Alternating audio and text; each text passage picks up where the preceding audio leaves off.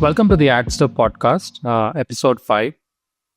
It's my pleasure to welcome Sony Joseph, the CEO of Artifact, someone that I have recently been introduced to and have the pleasure of knowing.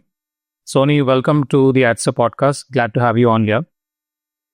Thank you. Thanks, Girish and Adster, for having me here. It's wonderful to have you on here because, I think, like we've spoken, your journey through the adtech ecosystem has been very, very, diverse in terms of the kind of organizations that you've been at and, what you've done. But I don't want to steal your thunder. I'd love to have you describe your, career journey as well.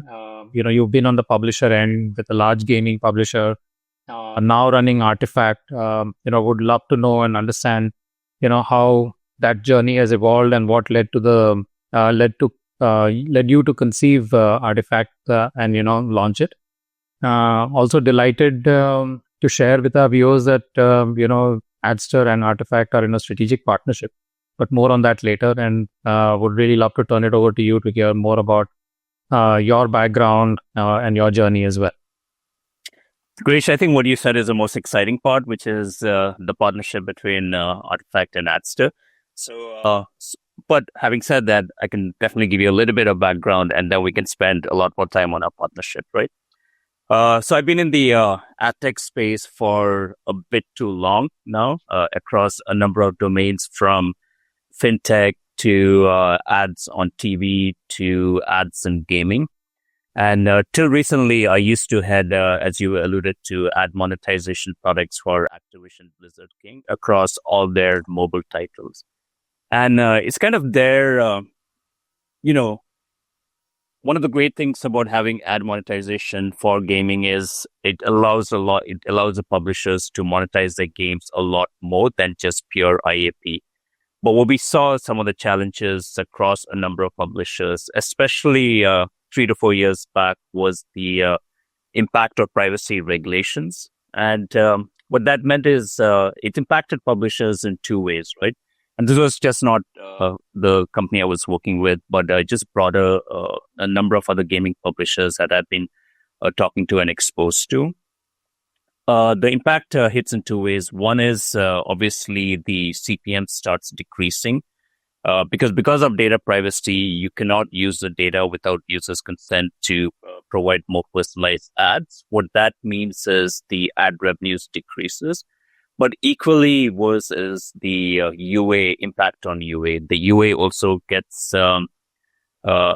it's no longer effective or efficient. And the way to think about it is before, as you know, when a gaming company would say put $100 worth of ads on Facebook, Facebook would get users.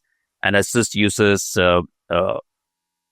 played games and bought IAP or did other activities, a lot of this data would flow back into Facebook through those post-back events. But and then what Facebook could do is create a lot of similar lookalike users. But what happened is, and a lot of that happened because the data between the users in the game and the data in Facebook could be correlated through identifiers. But with privacy, those identifiers no longer existed. That meant for the same $100, now you would be getting a lot more unqualified traffic. So those were the two challenges, really. The impact of ad CPMs, and at the same time, the UA was no longer effective.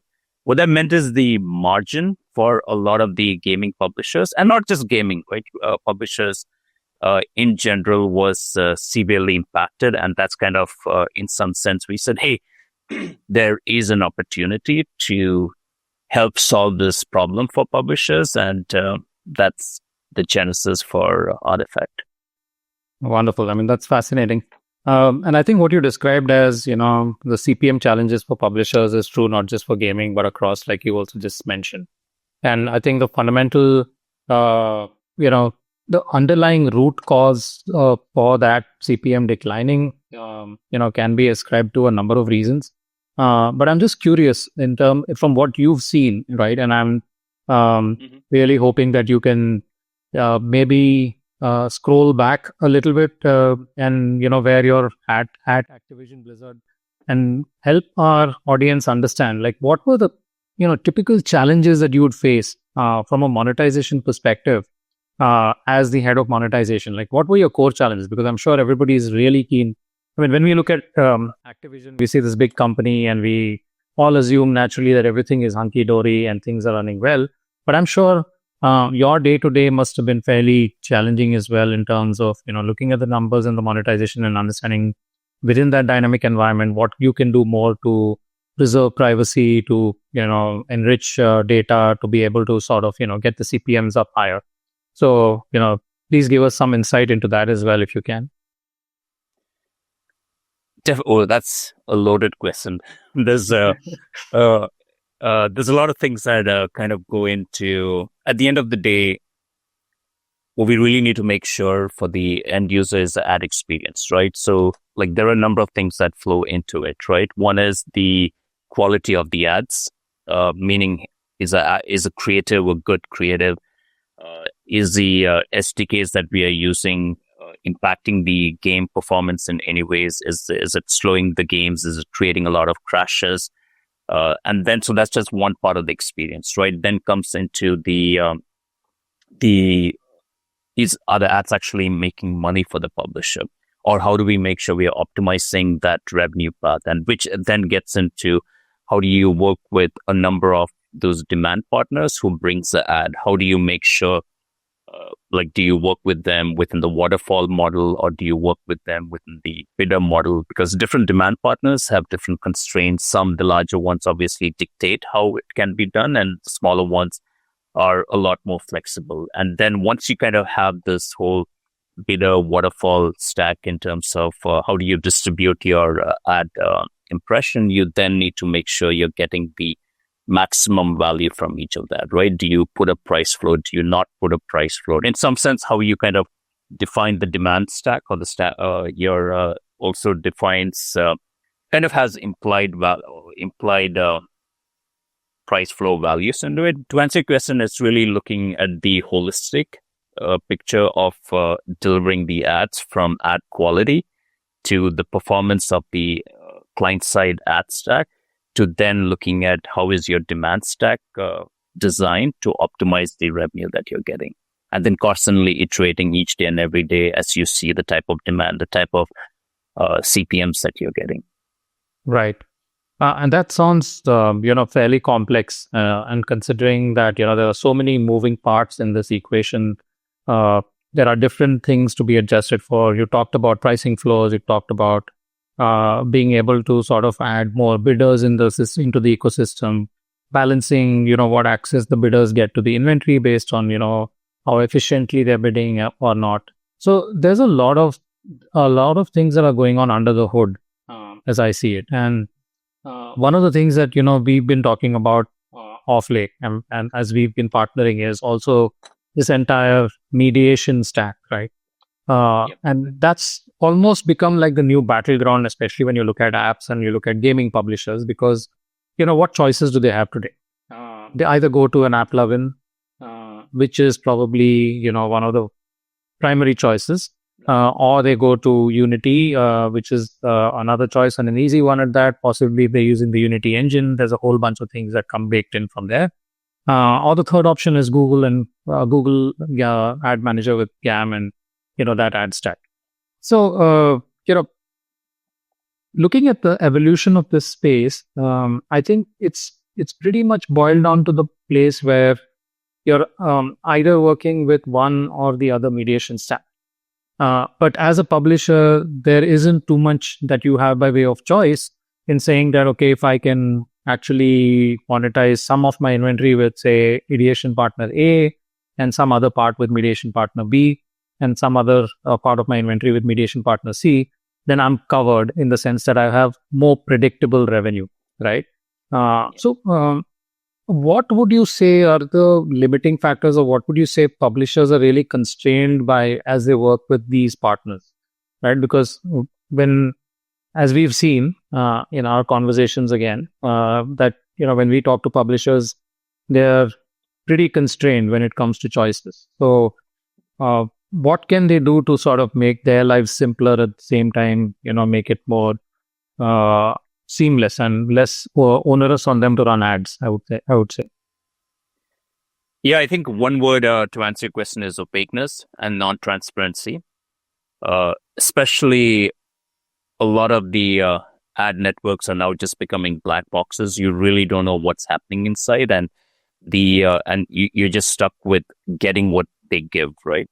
And so maybe I want to kind of step back and like I think what this is resulting in is the publishers are actually getting completely disintermediated now, right? And even for premium publishers, the inventory is getting commoditized because a lot of them are giving power and control away back to the mediation networks, the different ad networks, and this has allowed, and this for a number of reasons, right? Publishers are able to use their data due to privacy reasons across other ad networks, and so the folks sitting in between, the intermediaries, are able to actually use a lot more data, a lot more models, because they see a lot of what's happening across the different bidders, across the different demand partners. And so they're able to start optimizing for themselves. Now, the question is, are they fully optimizing for the publisher, or are they more optimizing for themselves? And then the publisher gets a slice of it, right? And so it goes to the heart of what you asked. I think there's a lot of, there are a lot of bidders, mediations out there who are doing a great job. But the question is, are they doing it for the publisher, or are they doing it for themselves? And so it's that lack of transparency and opaqueness, which I think is plaguing the industry right now. And what that means is much lower margins for the publishers, right? Talking to a lot of publishers, I've heard some of the middlemen are taking close to 40 to 60% margins. And that's exactly what I believe both like our strategic partnership can help solve for. Got it. So you brought up a important point about the entire piece around opaqueness, right? And a large part of that opaqueness actually has to deal with the bidstream data, right? And the auction itself, which is totally invisible to publishers. So what would you say, and again, I'm just trying to unravel it for a lot of our audiences and, publishers who may not have had access to this kind of data in the past. What will change by them getting access to, say, bidstream data, which gives them a better insight? Like, so what's the aha moment there, or what is like the big, benefit of that, and why they should care? So I think publishers should care, and also the other bidders who have lost, right? Because it really brings back true competition to the market. So I think why they should care is because it helps bring back true competition. So if you look at how certain mediation stacks, and I'm not going to name them, but what they do is they only tell you who won the bid, right? And you don't know, and that information is not passed to rest of the bidders who've been trying to get that impression. Now, some of the other bidders can infer, but if they know, hey, I lost, this impression went for $10, which means that if the other bidders who wanted that bid could then the next time bid it for $11 or $12, upping the competition in that upping the competition in that auction, right?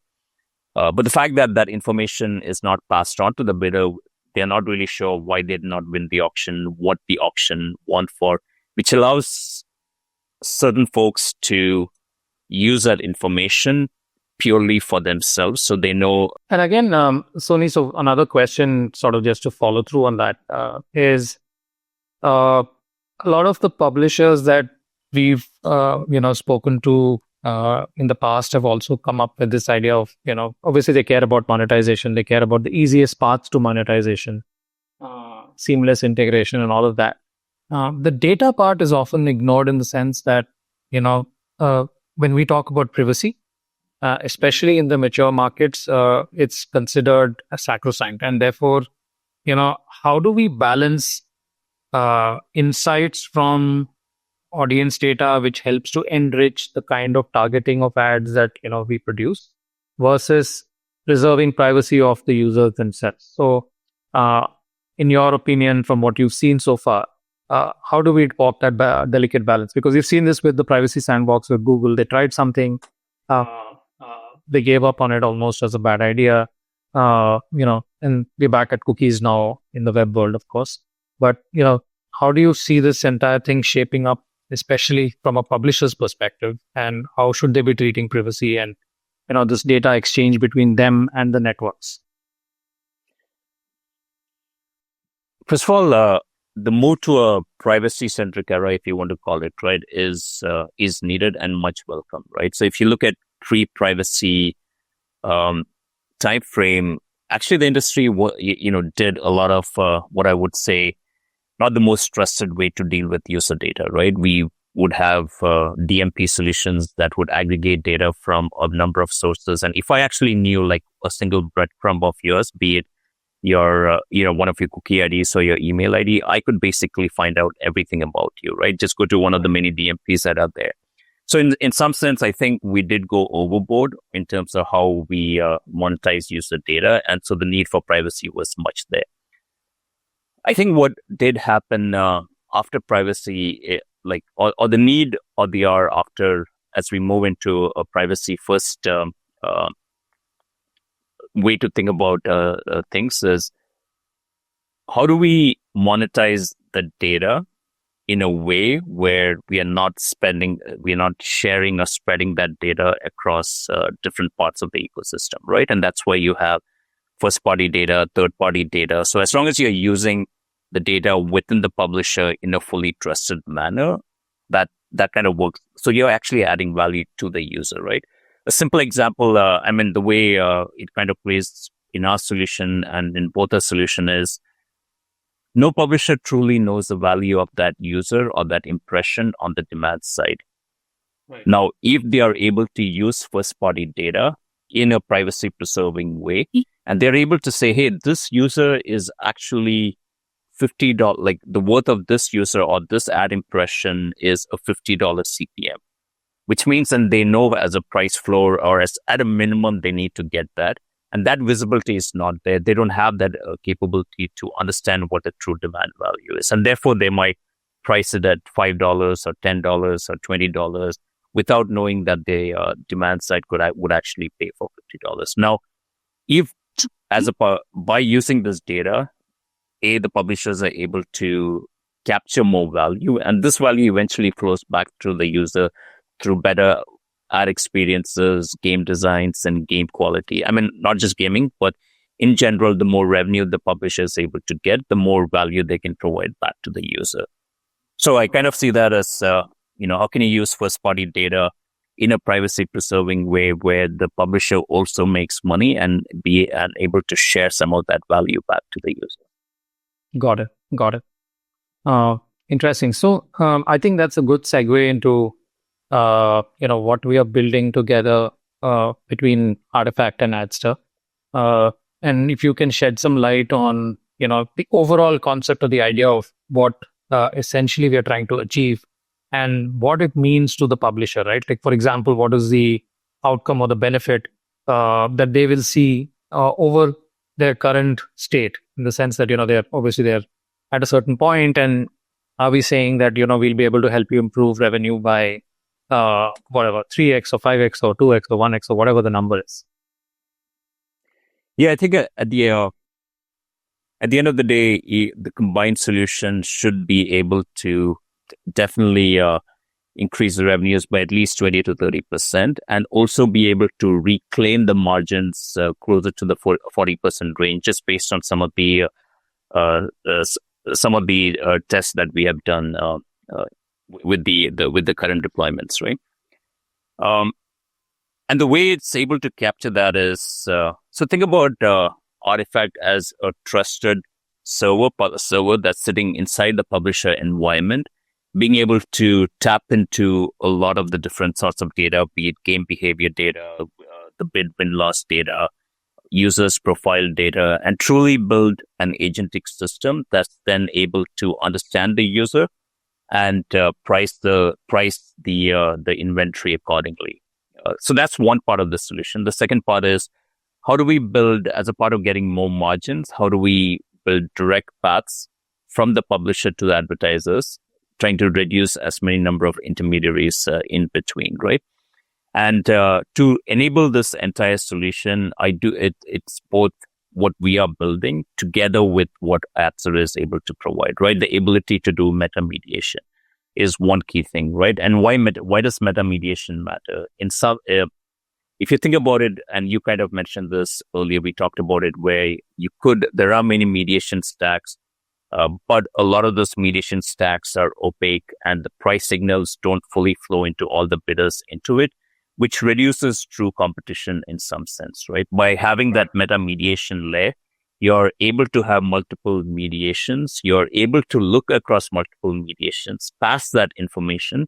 And what that really helps both, in fact, I think it helps the demand side too, because a lot more folks on the demand now know what's happening at the auction for that publisher. So it's that ability to do a couple of things. One is optimize across different mediation stacks to make sure the publisher is getting the most bang for the buck. The second thing is by being able to sit at that location, they can do a lot more optimizations. They can prefetch ads. They know which ad networks can get ads within the first impression that's coming up as the game is porting, for example.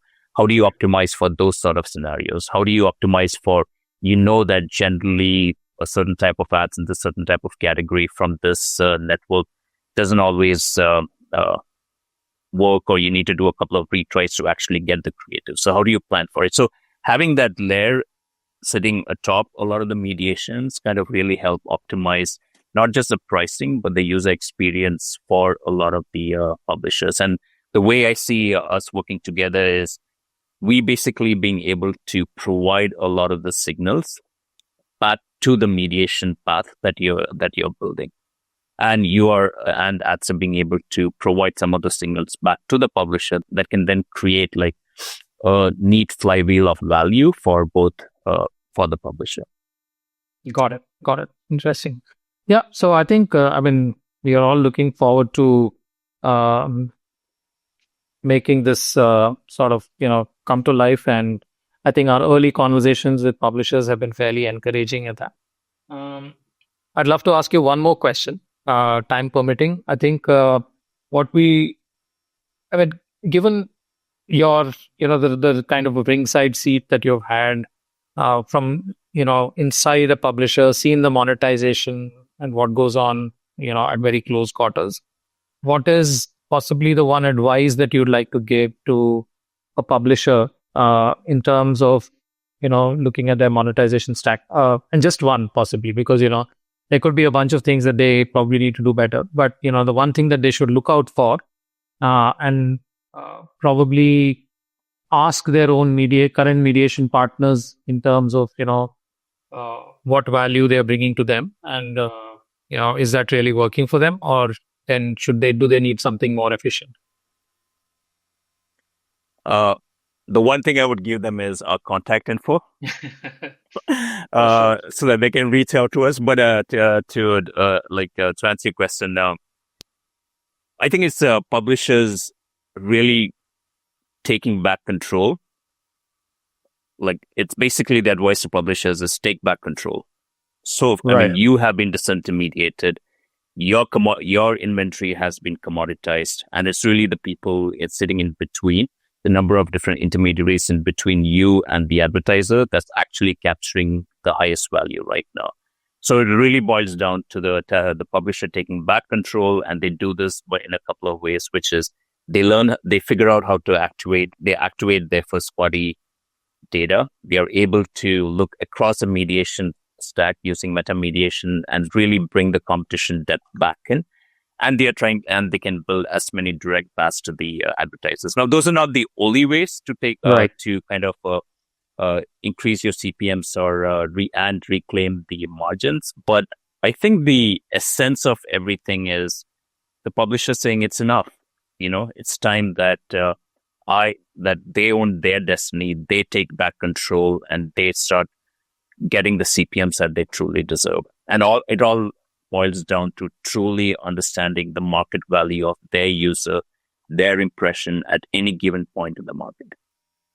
Right. And they can Sony, do all that by reaching out to us. of course. Yeah. Um, so it's been wonderful having you on this podcast. Thank you for your ideas and thoughts in terms of what we are building and what publishers should be doing. Really looking forward to bringing our partnership alive and working on helping publishers to democratize their entire stack and give a lot more of that control back to them. So, exciting times ahead for sure. And I'm sure we'll have you back as a guest on a few other editions of the podcast to chat about other things as we talk to more publishers and see more of the industry together. Thank you. Thanks, Girish, for having me again. And, I'm way excited about our partnership and more importantly, what together we can help publishers enable, right? The fact that publishers can take back control as we talked about using Right. our solution. I think that's really exciting for me. And so super looking forward to how do we make that happen with our partnership.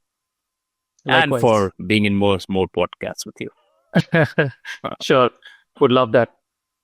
Thanks, Sony. Thanks, Girish and team.